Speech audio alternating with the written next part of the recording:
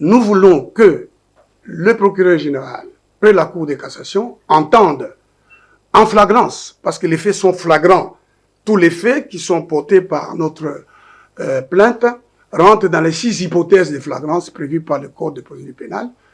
Il y a un greffier en chef qui a été placé en détention pour abstention coupable. Donc, on peut bien placer M. Kadima en détention préventive et M.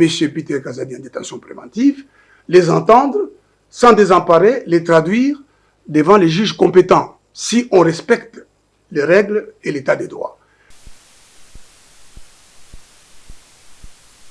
Nous ne savons pas qui est notre électeur. Donc nous allons aux élections sans connaître le nombre, les chiffres réels des électeurs.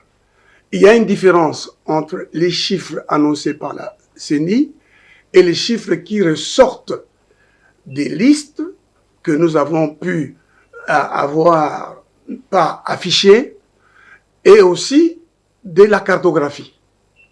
Donc, il y a un faux, manifestement, qui est délibéré.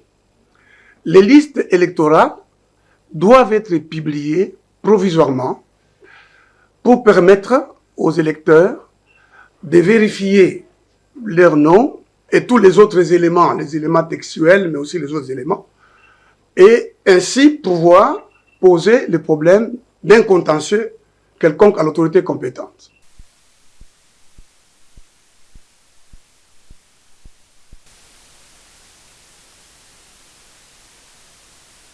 La loi dit, dès la publication de cette liste, les candidats ont droit à une égale protection par les pouvoirs publics.